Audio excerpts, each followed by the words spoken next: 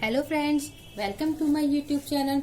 तो दोस्तों, हमने रीड लेवल 1 और 2 का कोर्स स्टार्ट किया था, जिसमें कि दोस्तों अब तक हम पढ़ रहे थे हिंदी की ग्रामर के बारे में।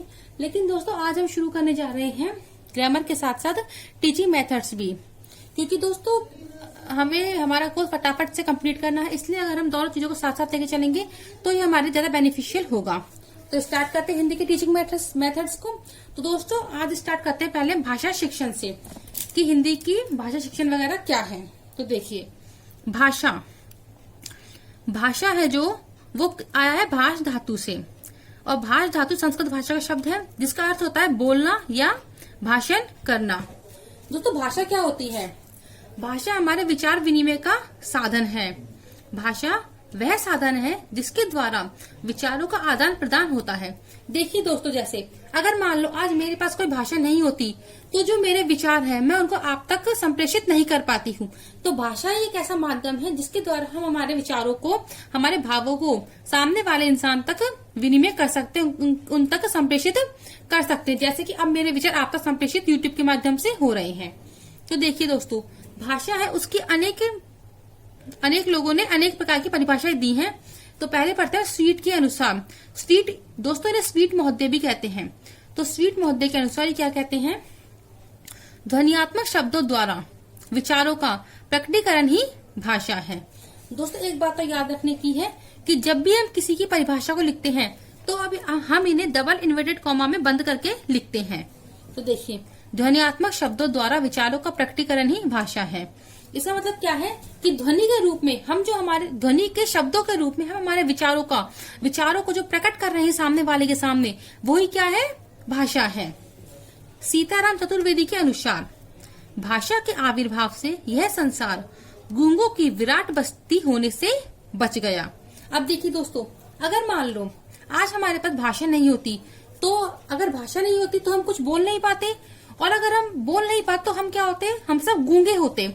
तो तो यही कह रहे हैं सीताराम चतुर्वेदी जी कि भाषा के आने से, आविर्भाव यानी उत्पन्न होने से, आने से, भाषा के आविर्भाव से यह संसार गूंगों की विराट बस्ती होने से बच गया। इनका मतलब ये है, इनका अगर शॉर्ट में देखें, इनका तात्पर्य यह है कि अगर हमारे जीवन में भाषा नहीं होती तो आज हम इशारों में बात कर रहे होते, या फिर इशारों में करते हम, क्योंकि यहाँ पर और कोई ऑप्शन होता ही नहीं बात करने का। तो इसके बाद अगली परिभाषा आती है सुमित्रा नंदन पंत के अनुसार भाषा संसार का नादमय स्वरूप है, ध्वनिमय संगीत है, और यह हृदय तंत्र की झंकार है जिसके स्वर से अभिव्यक्ति होती है। ये कहते हैं हमारे सुमित्रा नंदन पंत जी। दोस्तों जो ये नोट्स हैं, ये मेरे खुद ने अपने लिए बनाए हुए नोट्स थे, जिन्हें मैं आपसे शेयर कर रही हूँ। और मुझे पूरी उम्मीद है कि इन नोट्सों को पढ़कर आप रीड में मेथड के 10-15 क्वेश्चन है, उनमें तो आप कहीं पर मार्क खा ही नहीं सकते। आपको इन नोट्स से 15 में से कम 13 क्वेश्चन तो 100% श्योर हूं मैं कि आपको मिल जाएंगे। तो आप इन नोट्स को अच्छे से पढ़िए, और मैं इनकी पीडीएफ बनाकर भी लिंक में सब डिस्क्रिप्शन में डाल दूंगी, जिससे कि आपको इन नोट्स को बनाने की जरूरत ना पड़े, आपको सीधे पीडीएफ मिल जाए, आप उनको सीधे पढ़ सको। क्योंकि दोस्तों लिखने में हमारा बहुत ज्यादा टाइम वेस्ट होता है, और इतना हमारे पास टाइम है नहीं है। तो देखिए अगली पढ़ते हैं परिभाषा किसकी है। अब हमारे भोलानाथ तिवारी के अनुसार, तिवारी जी क्या कहते हैं? भाषा उच्चारण अवयवों से उच्चारित यादृच्छिक ध्वनि प्रतीकों की वह व्यवस्था है जिसके द्वारा एक समाज के लोग आपस में भावों और विचारों का आदान प्रदान करते हैं।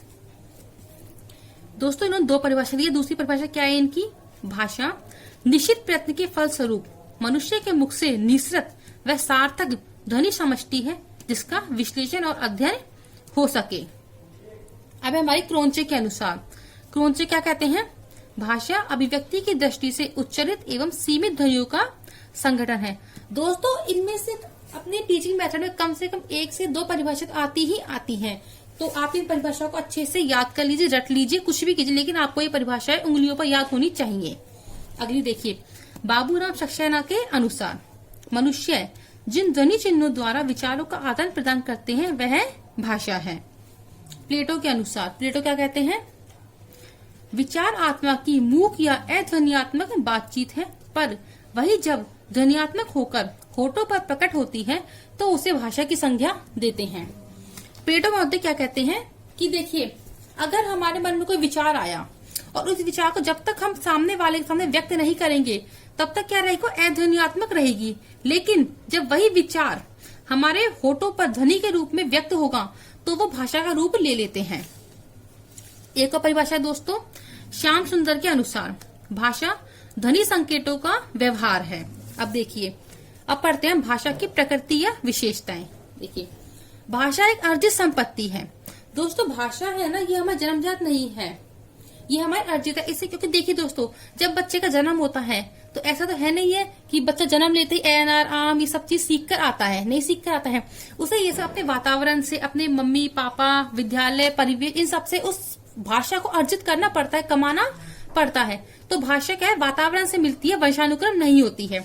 भाषा पैतृक संपत्ति नहीं है। वही है कि भाषा वंशानुक्रम से नहीं मिलकर एक हमें वातावरण से कमानी पड़ती है। भाषा अनुकरण जन्य प्रक्रिया है। देखिए दोस्तों, जो छोटा बच्चा होता है, छोटा बच्चा होता है, उसकी अनुकरण करने की सबसे ज्यादा क्षमता होती है। वो अपने बड़ों से, अपने मम्मी से, पापा से, अपने बड़े भाई बहन से, दादा दादी, अपने और आस पड़ोस से, उन सब से ही उनकी भाषा को सुनता है, उनका अनुकरण करता है और वह फिर शब्दों को बोलना सीखता है। अब ऐसा तो है नहीं है दोस्तों कि बच्चे ने जन्म लिया 2 माह के बाद ही उसने पूरा अनुकरण कर लिया, नहीं करता। बच्चा भी क्या है, धीरे धीरे अनुकरण करता और फिर उसके बाद धीरे धीरे पूरी अपनी भाषा पर अच्छी से कमांड कर लेता है। तो भाषा क्या है, अनुकरण जन्य प्रक्रिया है। भाषा परंपरागत है, अर्थात व्यक्ति उसका अर्जन कर सकता है परंतु उत्पन्न नहीं कर सकता।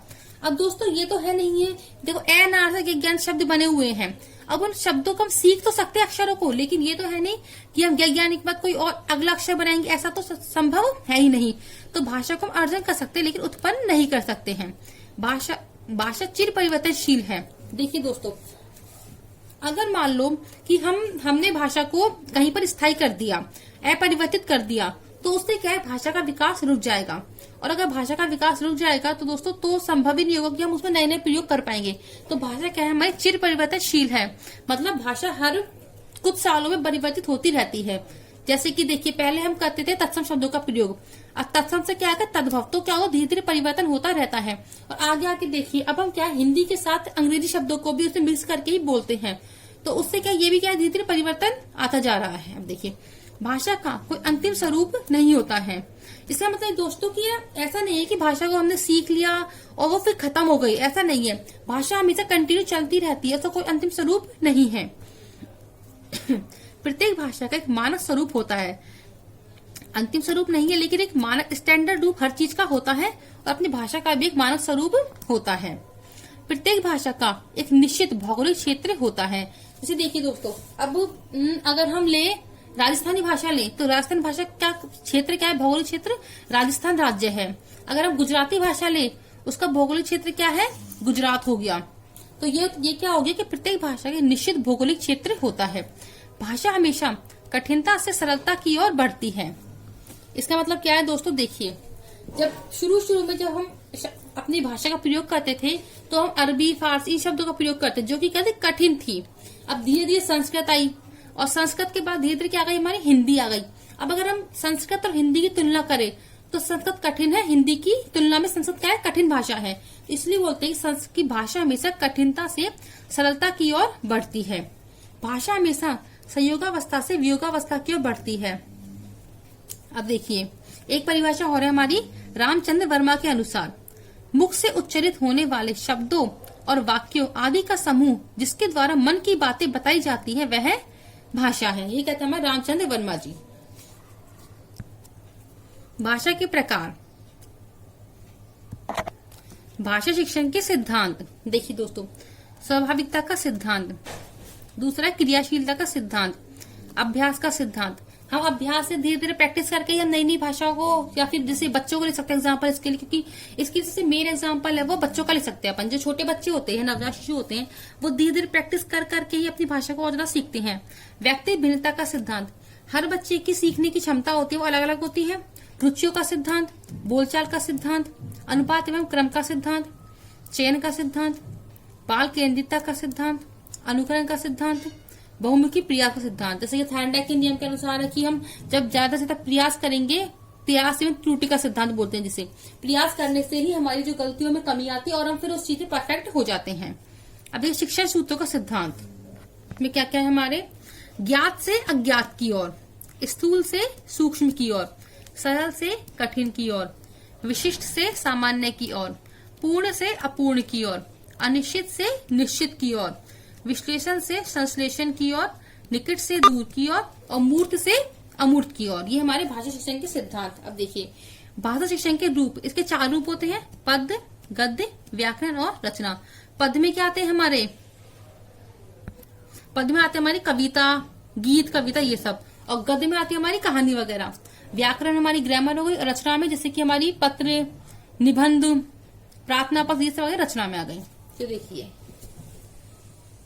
पद्य शिक्षण, पद्य शिक्षण क्या होता है पहले पढ़ेंगे पद्य शिक्षण के बारे में। आचार्य विश्वनाथ के अनुसार रसपूर्ण वाक्य ही काव्य है, वाक्य रसात्मकम काव्यम। ये हमारे विश्वनाथ जी कहते हैं। दोस्तों ये इंपॉर्टेंट परिभाषा है कि रसपूर्ण वाक्य ही काव्य है। दूसरी हमारे आचार्य जगन्नाथ के अनुसार सुंदर अर्थ बताने वाले शब्द ही काव्य है, रमणीयर्थ प्रतिपादकम शब्दम काव्यम। ये हमारे आचार्य जगन्नाथ जी के अनुसार। अगली है आचार्य भामह के अनुसार अर्थ और शब्द ही काव्य है, शब्दार्थो सहितम काव्यम, शब्द अर्थो सहितम काव्यम। H.W. ऑर्डेन के अनुसार शब्दों से खेलना ही कविता है, play with the words is poem. ये कहते हैं H.W. ऑर्डेन जी, जो कि हमारे हिंदी, हमारे भारत के नहीं और विदेश के हैं। अब देखिए आचार्य रामचंद्र शुक्ल के अनुसार आत्मा की मुक्तावस्था ज्ञान दशा व हृदय की मुक्तावस्था रस दशा कहलाती है। हृदय की मुक्तावस्था वाणी का विधान करती है, उसे कविता कहते हैं। दोस्तों इन परिभाषाओं में समझने जैसी कोई चीज है नहीं है, इन्हें तो हमें एक कथा में रटना है। इन चीजों को तो रटेंगे और हम इन्हें सीख जाएंगे। अब देखिए पद्य शिक्षण के उद्देश्य, आखिर पद्य शिक्षण के उद्देश्य क्या क्या है। लेकिन रसानुभूति का विकास। दोस्तों जब कविताएं वगैरह पढ़ते हैं, कविता पढ़ते कोई गीत पढ़ते तो उससे रस की अनुभूति होती है। सौंदर्य अनुभूति का विकास, सत्यम शिवम सुंदरम की भावना पैदा करना, कल्पना शक्ति का विकास। दोस्तों जब कविता पढ़ते हैं तो उससे हमारी इमेजिनेशन बहुत ज्यादा होती है। पूर्ण मनोयोग से कविता सुनने की योग्य बनाना। कभी दोस्तों ऐसा होता है कि हम कविता सुनने बैठते हैं, उस कविता में इतना ज्यादा खो जाते हैं कि फिर हमें आसपास के वातावरण का ध्यान ही नहीं रहता। तो यही हो गया कि पूर्ण मनोयोग से कविता सुनने के योग्य बनाना।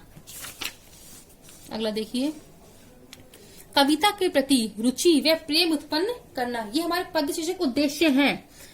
कविता सृजन की शक्ति उत्पन्न करना, मतलब कि बच्चों को, मतलब पद्य से अगर हम बच्चों को कविताएं पढ़ा रहे हैं तो उसका उद्देश्य क्या है कि एक तो ये बच्चों में कविता के प्रति रुचि हो और प्रेम उत्पन्न हो। मतलब ये नहीं कि बच्चे बोरिंग मन से बस कविता को रीडिंग मार रहे हैं, बच्चे उस कविता को रुचि से पढ़े, उनका मन करे, अंदर से उनके अंदर आंतरिक अभिप्रेरित हो बच्चे कि हमें कविता पढ़नी है। ऐसा नहीं कि टीचर आया, टीचर ने रीडिंग लगाई, बच्चों ने बेमन से पढ़ी और चैप्टर खत्म। ऐसा नहीं करना है, बच्चों को रुचि से पढ़नी है।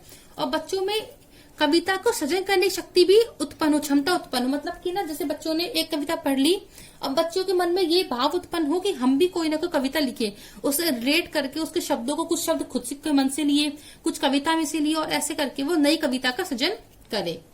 कविता की विभिन्न शैलियों से परिचय करवाना, छंद, अलंकार, रस आदि का ज्ञान देना।